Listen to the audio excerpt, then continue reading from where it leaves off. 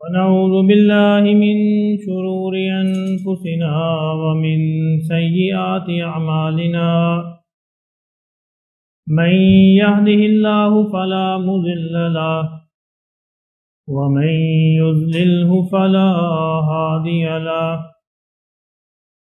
ونشهد أن لا إله إلا الله وحده لا شريك له ونشهد أن سيدنا ومولانا محمدا عبده ورسوله أما بعد فأعوذ بالله من الشيطان الرجيم بسم الله الرحمن الرحيم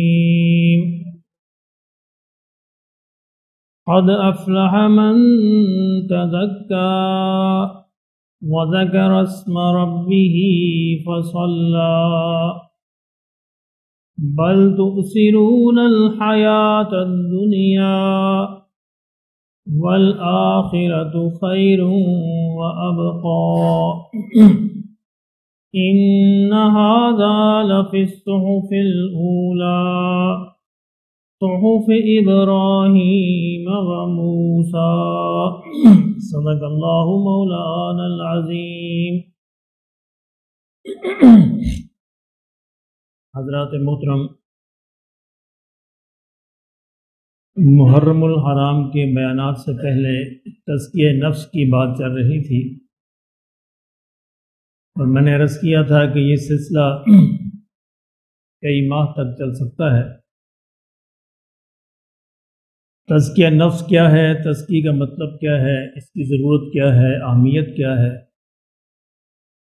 اس پہ ہم بات کر چکے کہ تزکیہ طہارت ہے، پاکیزگی ہے، صفائی ہے، آلودگی سے پاک ہونا ہے، ظاہری اور باطنی صفائی کا نام ہے. اور لاسٹ ٹائم میں نے عرض کیا تھا کہ یہ ضروری ہے کہ جب کسی چیز کو صاف کیا جاتا ہے، سجایا جاتا ہے، تو سجانے سے پہلے ضروری ہے کہ اس کو گندگی سے صاف کیا جائے. یعنی اگر گندگی سے صاف نہیں کیا جائے گا، اس کی جھاڑ پونچھ نہیں کی جائے گی، صفائی نہیں کی جائے گی، اس کی سجاوٹ کسی کام نہیں آئے گی. انسان اگر خوبصورت کپڑے پہن لے، خوشبو لگا لے، لیکن جسمانی طور پہ وہ صاف ستھرا نہ ہو، بال اس کے بکھرے ہوئے ہوں، دانت اس کے صاف نہ ہوں، کان اس کے صاف نہ ہوں، ناخن اس کے بڑے ہوئے ہوں، اور جسمانی شکل صورت بے ہنگم ہو، تو کوئی بھی اس کو خوبصورت نہیں کہے گا، کوئی بھی اس کو اچھا نہیں کہے گا. اس لیے دونوں باتیں ضروری ہیں کہ اگر آپ تزکیہ نفس ہم حاصل کرنا چاہتے ہیں تو اس کا پہلا مرحلہ یہ ہے کہ ہم صفائی کریں، اپنے باطن کی بھی اور اپنے ظاہر کی بھی. اور اس صفائی کے بعد پھر جو ہے ہم سجاوٹ کا کام کریں، اس کی تزئین و آرائش کا کام کریں، اس کی سجاوٹ کو کریں، پھر تو اس کا سجنا اور اس کی آرائش بہتر لگے گی. اور اگر ہم نے صرف آرائش پہ توجہ دی اور ہم نے صفائی کا کام نہ کیا تو پھر اس کی آرائش کسی کام نہ آئے. آج ہم سے یہ شروع کرتے ہیں کہ ہمارے جو روحانی جو بیماریاں ہیں، جو امراض ہیں، جو ہمارے اندر پرورش پاتے رہتے ہیں اور ہمیں اس کا احساس بھی نہیں ہوتا، ہم اس سے کس طرح چھٹکارا پا سکتے ہیں. تزکیہ ایک اندرونی اور باطنی کیفیت کا نام ہے. ظاہری طور پر ہم اس کو دیکھ نہیں سکتے، یہ آپ کے احساسات ہیں، آپ کی کیفیت ہے، اور آپ کی اندرونی اور باطنی جو ہے وہ معاملہ ہے، کوئی دوسرا شخص اس کو جانچ نہیں سکتا. تو تزکیہ نفس حاصل کرنے کے لیے کچھ آداب ہیں، کچھ قواعد ہیں، کچھ طریقے ہیں، کچھ مینرز ہیں جو سیکھنے چاہیے. تو میں نے جہاں تک اس پہ غور کیا ہے اور تحقیق کی ہے، تو مجھے یہ بات سمجھ آتی ہے کہ تزکیہ حاصل کرنے سے پہلے اگر ہم ایک مرحلہ طے کر لیں تو تزکیہ نفس کا مرحلہ بہت آسان ہو جاتا ہے. وہ پہلا مرحلہ ہے آداب کا سیکھنا. اگر انسان آداب کو سیکھ لے، یعنی مختلف مواقع پہ اس نے کون سے آداب سے پیش آنا ہے، مینرز کیا ہونے چاہیے، ایٹیکیٹ کیا ہونے چاہیے، تو پھر اس کے لیے عملی زندگی میں تزکیہ حاصل کرنا بہت آسان ہو جائے. آج ہماری نئی نسل کا یہی ایک مشکل مرحلہ ہے کہ وہ آداب سے فارغ ہوتے جا رہے ہیں۔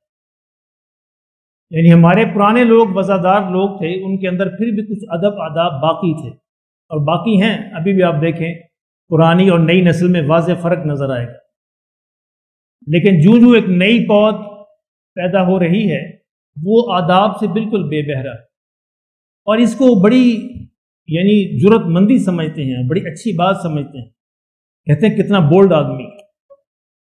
یہ بولڈ ہونا نہیں ہے، یہ بدتمیز ہونا ہے، بے غیرت ہونا ہے۔ اس کو ہم نے مختلف نام دے دیے ہیں۔ اس لیے تزکیے کی جو پہلی سیڑھی ہے وہ یہ ہے کہ ہم آداب سیکھیں، ادب کرنا سیکھیں۔ با ادب با نصیب، بے ادب بے نصیب۔ ادب ایک بڑی اہم چیز ہے، بڑی اہم چیز۔ یقین کیجئے اگر آپ اس کو اپنی زندگی میں عملی طور پر نافذ کرنا شروع کر دیں تو آپ اس کے اثرات دیکھیں۔ ادب پہلا کرینہ ہے محبت کے کرینوں۔ محبت کی سیڑھی آپ چڑھ نہیں سکتے جب تک آپ ادب کی سیڑھیاں نہیں چڑھیں۔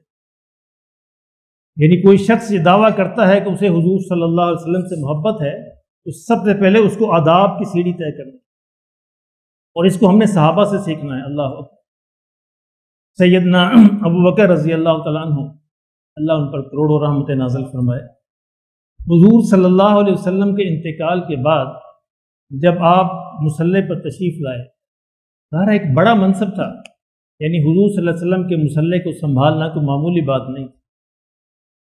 یکدم خیال آیا کہ یہاں تو آقا دو عالم صلی اللہ علیہ وسلم کھڑے ہوا کرتے تھے، ایسا نہ ہو کہیں میرا پاؤں وہاں پہ آ جائے جہاں حضور صلی اللہ علیہ وسلم سجدہ فرماتے، یعنی حضور کی پیشانی ہو اور میرا وہاں پہ پاؤں آ جائے، یہ کیسے ممکن ہے؟ تو فوراً حکم دیا کہ حضور صلی اللہ علیہ وسلم کی جو محراب تھی جہاں پہ آپ نماز پڑھا کرتے تھے وہاں پہ ایک موٹی دیوار تعمیر کر دی جائے۔ یعنی جتنی جگہ سجدے کی تھی آدھے مصلی پہ ایک موٹی دیوار تعمیر کر دی گئی، اور جہاں حضور صلی اللہ علیہ وسلم کھڑے ہو کے نماز پڑھایا کرتے تھے، جہاں آپ کے پاؤں مبارک ہوا کرتے تھے، اب ابو بکر نے یہ یعنی انداز طے کیا کہ اگر میں کھڑا ہو کے نماز پڑھاؤں تو میری پیشانی وہاں پہ ہونی چاہیے جہاں حضور کے قدم ہوا کرتے تھے۔ یہ ابو بکر آداب سکھا گئے، ادب کسے کہتے ہیں۔ اور آج تک وہ محراب النبی موجود ہے، اللہ آپ سب کو دیکھنا نصیب فرمائے۔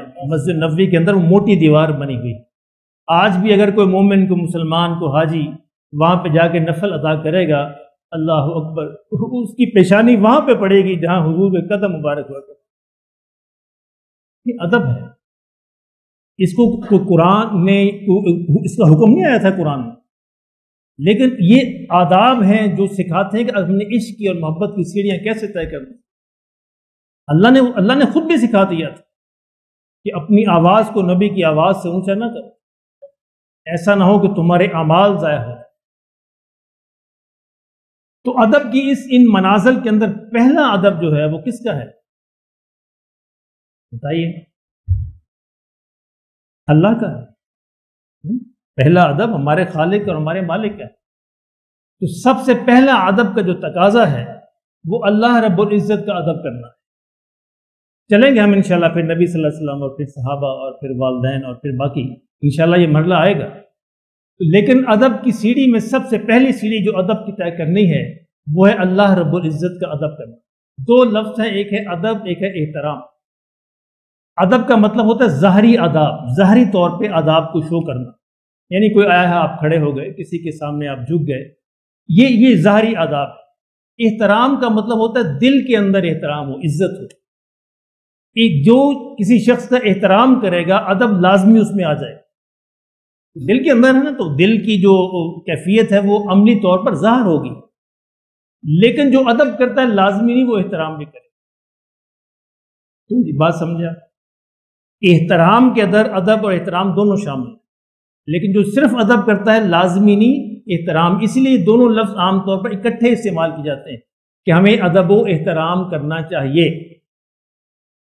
تو اللہ رب العزت کا ظاہری طور پر جیسے نماز کے اندر ہم ادب کا ایک مظاہرہ کرتے ہیں کہ اللہ کے ساتھ حضور جھک جاتے ہیں، رکوع کرتے ہیں، سجدہ کرتے ہیں، اسی طرح عملی طور پر ہمارے دلوں کے اندر بھی وہی احترام ہونا چاہیے۔ یعنی اللہ کا نام آئے تو ہماری آنکھیں ہمارا سر جھک جائے کہ مولا تیرا نام، تو ہمارا خالق ہے، تو ہمارا مالک ہے، تو قادر مطلق ہے، تو رازق ہے، سمیع بصیر ہے، تو قدیر ہے، تو یہ احترام ہو۔ لیکن ہمارے ساتھ المیہ کیا ہوا ہے؟ اس امت کے اندر سب سے پہلی جو بدعت شروع ہوئی وہ یہ تھی کہ اللہ کا نام عظمت اور احترام سے لینا چھوڑ، یعنی معاف کیجیے گا، آپ جانتے ہوں گے کہ دوستوں کی محفل میں کئی دفعہ اللہ کے لطیفے سنائے جاتے ہیں، اللہ مجھے معاف فرمائے، ہوتا ہے ایسا، میرے گناہگار کانوں نے خود سنا، یعنی اللہ کو ہم ایسے سمجھتے ہیں جیسے چھوٹا بھائی، اللہ معاف فرمائے، اللہ پاک ہمارے حال پہ رحم فرمائے۔ اللہ کا ادب سیکھنا ہو تو ہمیں انبیاء سے سیکھنا پڑے گا، انبیاء سے، یعنی آدم علیہ السلام سے لغزش ہوئی، آپ سب حضرات جانتے ہیں، اللہ رب العزت نے زمین پہ بھیج دی۔ اب اس لغزش کے جواب میں یہ نہیں کہا کہ یا اللہ میں نے یہ غلطی کی، یہ غلطی کی، یا اللہ مجھے معاف فرما دے، ایک ہی جملہ فرمایا، یہ ادب کا تقاضا ہے، ربنا ظلمنا انفسنا وَإِن لَّمْ تَغْفِرْ لَنَا وَتَرْحَمْنَا لَنَكُونَنَّ مِنَ الْخَاسِرِينَ۔ قرآن مجید پڑھیے اور انبیاء کی دعائیں دیکھیے کہ اللہ کو مخاطب کس طرح کرتا، اور ایک ہمارا تخاطب ہے اللہ سے، یعنی ساری غلطیوں کے باوجود کہا کہ اے میرے مالک، ہم نے اپنی جانوں پر ظلم کیا، اگر آپ نے ہمیں معاف نہ کیا تو یقیناً ہم نقصان اٹھانے والوں میں سے ہو جائیں۔ یعنی انبیاء تو یہ جرت بھی نہیں کرتے کہ اپنی خواہش کو، اپنی آرزو کو، تمنا کو اللہ کے حضور پیش کر دیں، بس صرف اللہ کے حضور کھڑے ہو جاتے ہیں ہاتھ باندھ کر کہ یا اللہ رحم فرما، آگے تو مولا تو خود ہی جانتا ہے۔ یونس علیہ السلام مچھلی کے پیٹ میں ہے تو کیا فرمایا، آپ سب حضرات جانتے ہیں، لا الہ الا انت سبحانک انی کنت من الظالمین، مولا تیرا کوئی شریک نہیں، تو واحد ہے، تیرا کوئی شریک نہیں، تو پاک ہے۔ سبحان کا مطلب ہوتا ہے ہر کمی سے پاک، ہر خامی سے پاک، ہر عیب سے پاک، ہر نقص سے پاک، یہ ہوتا ہے سبحان، وہ ذات جو ہر کمی، ہر نقص سے، ہر عیب سے، ہر خامی سے، ہر ویکنیس سے پاک، جس کے بارے میں تصور نہ ہو سکتا ہو کہ اس کے اندر کوئی ویکنیس ہو سکتی، یا اللہ تو پاک، انی کنت من الظالمین، بے شک میں ہی ظالم ہوں، میں ہی ظالم، یعنی اپنی وہ پوری بات بھی بیان نہیں کی، اتنا ہی کہہ کے خاموش ہو گئے ہاتھ باندھ کر، یا اللہ میں ہی ظالم۔ تو اللہ نے پھر کیا ارشاد فرمایا، اللہ نے اس کو کیا صلہ عطا فرمایا، یعنی ان کو بحفاظت جو ہے اللہ نے زندہ سلامت جو ہے واپس بھیجا، قوم کے اندر واپس بھیجا، اور قوم یعنی یونس علیہ السلام بھی قوم واحد قوم ہے جو اللہ کی طرف سے عذاب آنے کے بعد اللہ نے ان کو معاف فرمایا۔ اتنی بڑی برکت ہے استغفار کی اور ان جملوں میں، عذاب کا فیصلہ ہو چکا ہے، عذاب کے آثار آ چکے ہیں، ساری قوم سجدے کے اندر گر گئی، توبہ کر لی، اللہ نے آیا ہوا عذاب واپس اٹھا دیا۔ سیدنا ایوب علیہ السلام بیمار ہیں، عرصہ دراز بیت گئے، ایک جملہ یہ نہیں کہا کہ مولا مجھے ٹھیک کر دے میری بیماری کو، یعنی اللہ کے حضور اپنی عرض پیش کرنے سے بھی ڈرتے ہیں، یہ ہے اللہ کا ادب، رب انی مسنی الضر وانت ارحم الراحمین، ایک ہی جملہ کہا، مولا تکلیف حد سے بڑھ گئی، رب انی مسنی الضر، تکلیف مجھے پہنچ گئی مولا، اب تکلیف پہنچ گئی، وانت ارحم الراحمین، تو سب سے زیادہ رحم کرنے والا، تو اللہ نے رحم فرما دیا، دوبارہ سے پھر وہی نوجوان کر دیا، اولاد بھی دے دی، مال بھی دے دیا، بڑھ کے پہلے سے بڑھ کے دے دیا۔ موسیٰ علیہ السلام مصر سے چلتے ہیں، لمبا سفر طے کرتے ہیں، حتیٰ کہ تاریخ میں آتا ہے کہ پاؤں میں جوتی تک ٹوٹ گئی، کچھ بھی پاس نہیں ہے، دیکھا مدین کے اندر داخل ہوئے، دیکھا کہ کنواں ہے، اور اس کنویں کے اوپر عورتیں پانی بھر رہی، مرد بھی ہیں، عورتیں بھی ہیں، پانی بھر رہے، تو یہ بھی کنویں پر پہنچے، پیاس بھی لگی ہوئی تھی، اب دیکھا دو لڑکیاں بالکل الگ سے کھڑی ہیں، وہ پانی نہیں بھر رہے، موسیٰ علیہ السلام نے ان سے پوچھا تمہیں کیا مسئلہ ہے، تمہارے پاس بھی بکریاں ہیں، ریوڑ ہیں، تم پانی کیوں نہیں بھر رہے؟ انہوں نے کہا کہ یہاں مرد زیادہ ہیں، مرد فارغ ہو جائیں گے تو پھر ہماری باری آ جائے کہ ہم بھی کر لیں، اور پھر ہم کمزور ہیں، ہم سے یہ پانی کھینچا بھی نہیں جاتا۔ تو موسیٰ علیہ السلام نے کہا کہ میں تمہاری مدد کروں، تو پانی کھینچا، ان کی بکریوں کو، ریوڑ کو پلایا، اور اس کے بعد وہ بچیاں جو ہے اپنی بکریاں لے کے چلی گئیں، تو موسیٰ علیہ السلام ایک درخت کے نیچے بیٹھ، تنے تنہا ہے، نہ کھانا ہے، نہ پینا ہے، نہ گھر ہے، نہ بار ہے، نہ کوئی سہارا، کچھ بھی نہیں، اللہ کی طرف متوجہ ہوئے، ایک ही जुमला अल्लाह अपनी जुबान से निकला, रब्बी इन्नी क्या है जी, रब्बी इन्नी लिमा अंजलता इलैया मिन खैरिन फकीर, रब्बी इन्नी लिमा अंजलता इलैया मिन खैरिन फकीर। ऐ मेरे मौला, इस लम्हे जो तू मुझ पे जो भी नाजल फरमा दे, जो खैर भी नाजल फरमा दे, मैं सबका मोहताज, मैं भिखारी हूँ तेरी बारगाह के अंदर, मैं सबका मोहताज हूँ। अल्लाह ने फिर क्या खैर नाजल फरमाई, इस कायनात की जो सबसे बड़ी खैर है उसका फैसला फरमाया, नबूवत अता कर। यहाँ फिर घर भी अता फरमाया, फिर बीवी भी अता फरमाई, वहाँ पे रिहाइश भी दी, खाना भी दिया, सब चीज़ें दी, और जाते जाते नबूवत भी अता फरमाई। तो मेरे मोहतरम दोस्तों, अर्ज़ करने का मकसद ये है कि अल्लाह रब्बुल इज़्ज़त की ज़ात जो है बहुत बड़ी ज़ात। कहते हैं जिब्राईल अलैहिस्सलाम को जब अल्लाह अपनी बारगाह में बुलाते हैं तो पता जिब्राईल अलैहिस्सलाम भी कभी देखिए आपने, जिब्राईल अलैहिस्सलाम बस पढ़ा हदीस के अंदर, जिब्राईल अलैहिस्सलाम जब अपनी असली शक्ल में ज़ाहिर होते हैं तो आपका एक पर मशरक़ के उस सिरे होता है, दूसरा मगरब के उस सिरे होता है। और हुज़ूर सल्लल्लाहु अलैहि वसल्लम इरशाद फरमाते कि मैंने देखा कि पूरा खला जो है जिब्राईल के जिस्म से भर गया, यानी उनके पाँव ज़मीन पर, आसमान, और सर जो है आसमानों से ऊपर। आपने कहा कि पूरा खला मैंने देखा कि उनके वजूद से भर गया। इतनी बड़ी हस्ती जिब्राईल अलैहिस्सलाम।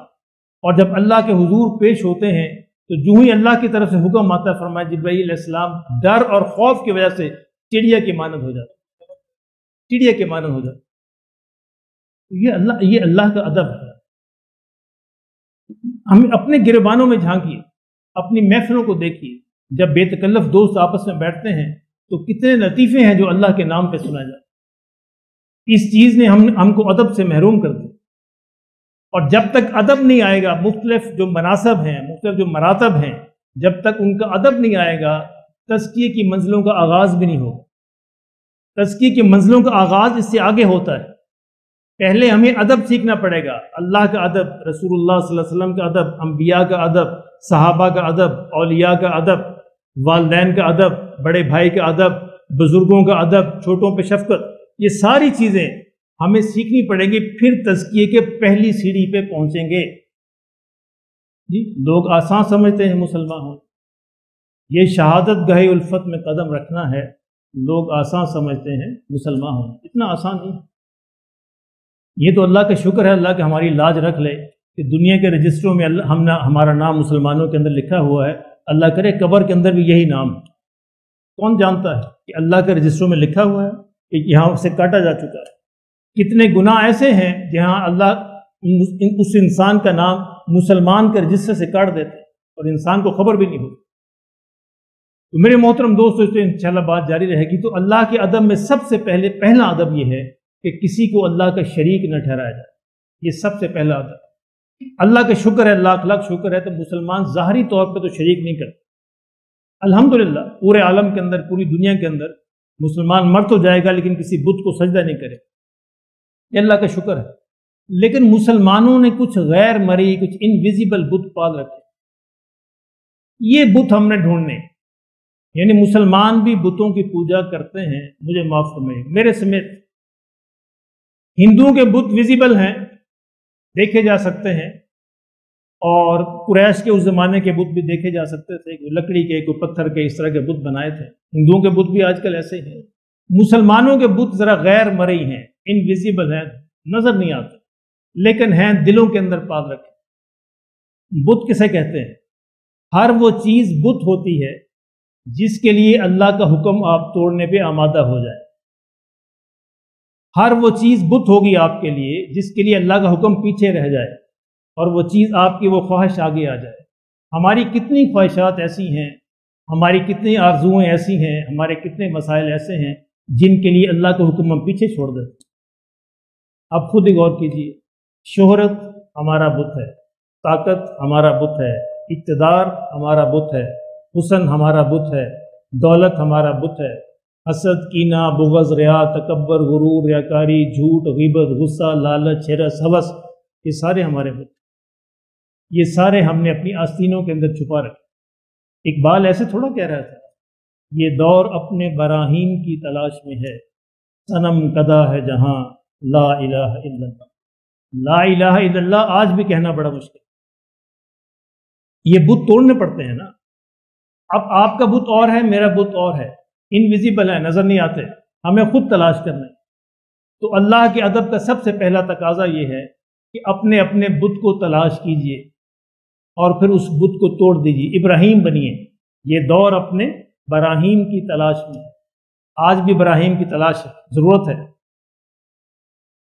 اگرچہ بت ہیں جماعت کی آستینوں میں، مجھے ہے حکم اذاں لا الہ الا اللہ۔ جماعت کی آستینوں کے اندر بت موجود ہے۔ تو میرے بھائی اور دوستو، تو آج کی درخواست یہی ہے کہ خدا اکیلے تنہائی میں بیٹھ جائیے اور تلاش کیجئے میرا بت کون سا ہے، وہ کون سا امر ہے جس کے لیے میں اللہ کے حکم کو توڑ دیتا ہوں۔ کیا شہرت کے لیے، دولت کے لیے، دکھاوے کے لیے، اقتدار کے لیے، قوت کے لیے، ریا کے لیے، تکبر کے لیے، بہت سارے بت ہوں گے، آپ ہر ایک کا مختلف ہوگا، پھر اس کو ذبح کیجیے۔ اس کو ذبح کریں گے تو انشاءاللہ ہم اللہ کے ادب کی سیڑھی چڑھ جائیں، توحید کی سیڑھی چڑھ جائیں گے، اور توحید شرط اول ہے جنت میں جانے کے۔ کیوں جی، ہے کہ نہیں؟ توحید شرط اول ہے جنت میں جانے کے لیے، اور توحید اتنی آسان نہیں ہے۔ توحید تو یہ ہے خدا حشر میں کہہ دے یہ بندہ دو عالم سے خفا میرے لیے، یعنی کوئی عمل اللہ کے لیے ہو جانا، خاص ہو جانا، یہ کوئی معمولی عمل تھوڑا ہے۔ تو یہ آج کا میری درخواست یہی تھی کہ ہم یہ طے کر رہے تھے کہ تزکیہ حاصل کرنے سے پہلے ہمیں آداب سیکھنے ہیں۔ آداب میں سب سے پہلا ادب اللہ کے ادب کو سیکھنا ہے، جو ہماری معاشرت میں سے سب سے زیادہ دور ہو گیا، نکل گیا، ختم ہو گیا۔ الحمدللہ الحمدللہ، اللہ کا لاکھ لاکھ شکر ہے کہ رسول اللہ صلی اللہ علیہ وسلم کا ادب جو ہے 1000 درجے پہ باقی اور قائم رہنا چاہیے، لیکن اس سے پہلے جو ہے اللہ کا ادب بھی ہونا چاہیے، یہ بھی قائم اسی طرح ہونا چاہیے جس طرح رسول اللہ صلی اللہ علیہ وسلم کا ادب ہماری معاشرت میں، ہماری تہذیب کے اندر قائم ہے۔ تو یہ اگر قائم نہیں ہوگا تو ہم پھر تزکیے کی پہلی سیڑھی نہیں چڑھ سکیں گے۔ اللہ مجھے بھی آپ کو بھی سمجھ نصیب فرمائے، سنت ادا فرمائے۔